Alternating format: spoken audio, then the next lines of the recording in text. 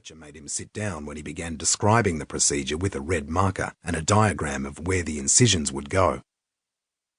The day before, his mother had taken him and his sister to Wonderland, where he screamed as loud as he could on every ride.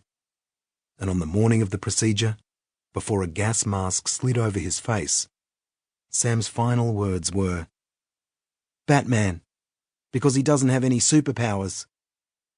Now, on the other side of it all, as his mother talked gently about how well everything had gone, as the machines around him huffed and groaned, he had a strange realization. He wasn't breathing. He felt his chest rising and falling. There was air getting to his lungs, but he wasn't breathing in and out, not like usual.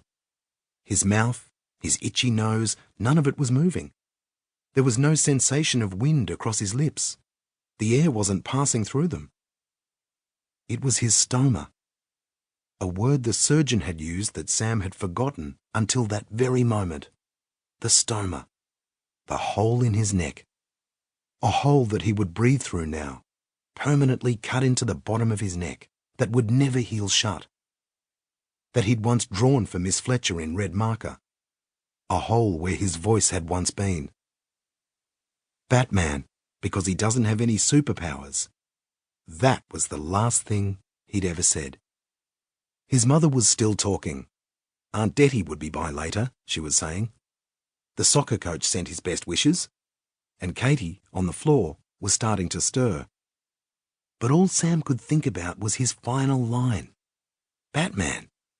He found himself repeating it over and over again in his mind, staring at the wall, struck by the stupidity of it. What a dumb thing to mention, let alone be the last sentence he'd ever speak. The surgeon had warned him. He wouldn't have a voice anymore, he'd said.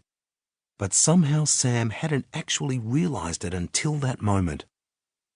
And all he wanted was to say something simple, to say Mum or Hi to Katie, whose eyes were tracing fearfully along the tube that led from his throat to the machine helping him breathe.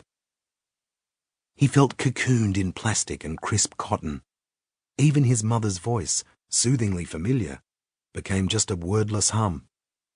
He closed his eyes, letting his nose itch, letting the drip in his wrist sting.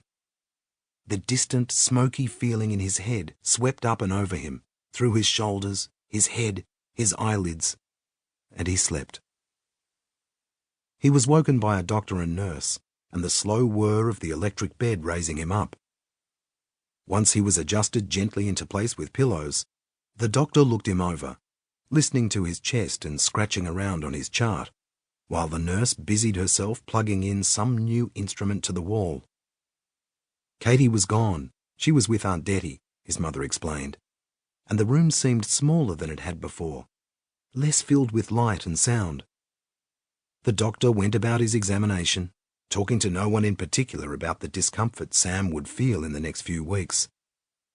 Sam's mother sat on the edge of the same chair, twisting a clutch of tissues into a rope and nodding deeply, even though the doctor wasn't saying anything that needed a reply.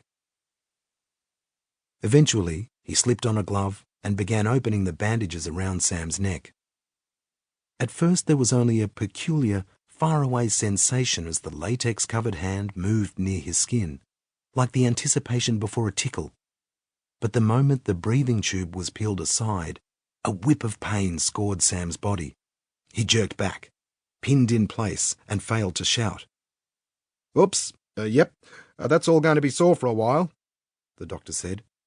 "We'll have to get a little something more to help with that." The nurse nodded and made her own note on a small piece of paper. Something was hissing, something close, ragged and deep and hollow near Sam's ear. "Now we're going to clean this out a little," the doctor continued, "but we're going to be very gentle, okay?" It was the stoma. The sound was his breath through the hole in his neck. A wet hiss, quivering at the sting. His mouth and his nose, still taped, weren't breathing at all, but his chest was heaving, and the stoma was letting it out. Sam stayed stiff as the nurse suctioned around his neck with a small tube. He felt his mother's hand clutching his arm, and closed his eyes until it was over. The pain was not so bad.